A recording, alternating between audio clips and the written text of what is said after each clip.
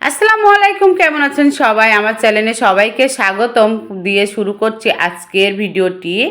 আজকে আমি শুকটি ভর্তা বানিয়ে নিব। তো খুব সহজে বাসায় থাকা একটু পেঁয়াজ মরিচ আর শুকটি থাকলে সুন্দর একটা মজাদার ভর্তা বানানো যায়। যারা যারা আমার মতো শুকটি লাভার তারা এই ভর্তা রেসিপিটা ভালোভাবে দেখে নেবেন, তাহলে সহজে শুকটি ভর্তাটা বানিয়ে খেয়ে নেবেন বাসায়।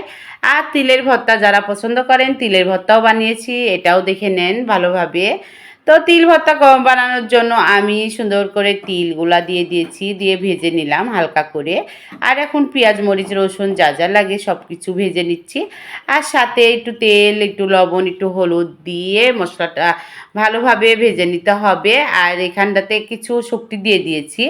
আর শুকটি দিয়ে তিল ভর্তা বানালে কিন্তু মাশাল্লাহ অনেক টেস্টি হয়, খেতে অনেক মজা হয়েছিল। আজকে দুপুরে আমি 2টা ভর্তা বানিয়ে নিয়েছি। এখানে তিল ভর্তার জন্য ভেজে নিলাম, আর এখানে আমি আলাদা করে শুকটি মাছ ভর্তা বানাবো। তার জন্য রসুন, পেঁয়াজ, কাঁচামরিচ, শুকনা মরিচ, কাঁচা জিরা সব কিছু দিয়ে হলুদ লবণ দিয়ে ভেজে আমি শুকটিগুলো দিয়ে দিলাম। আর আমার মতো কে কে শুকটি ভর্তা খেতে পছন্দ করেন, তাই এভাবে শুকটি ভর্তা বানিয়ে নেবেন বাসায়, অনেক সুন্দর লাগে কিন্তু খেতে।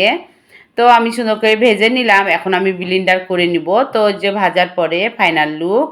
আর এখন আমি ব্লেন্ডার করে নিব। আর ব্লেন্ডার করার পরে সুন্দর সরিষার তেল দিয়ে মাখিয়ে খেয়ে নিতে হবে ভর্তাটা, অনেক মজা লাগে কিন্তু। আর এভাবে ভর্তা বানালে আর কিছুই লাগে না খেতে, ভর্তা দিয়ে ভাত খাওয়া হয়ে যায় 1 প্লেট নিমেষে। তো আমি সুন্দর করে ব্লেন্ডার করে নিলাম দুটাই সুন্দর করে এখানে তিল দিয়ে করে নিলাম, আর এখানে শুধু শুকটি ভর্তা বানিয়ে নিলাম। এভাবে শুকটি ভর্তা বানিয়ে নিতে হবে। আর যখন মুখে রুচি থাকবে না, মানুষের অসুখ হয়, যখন মুখে কিছুই ভালো লাগে না খেতে, তখন এভাবে যদি ভর্তা বানিয়ে নেন তাহলে আর কিছুই লাগে না। তাই মাশাল্লাহ 2টা ভর্তায় অনেক মজার ছিল, আমাদের সবাই আমরা একসাথে খেয়ে নিয়েছি, অনেক সুন্দর ছিল খাবারগুলা। তো আমি গোসলের পরে যে খেতে বসে যাচ্ছি, ভর্তা হয়ে গেছে, এখন আমি খেয়ে নিব।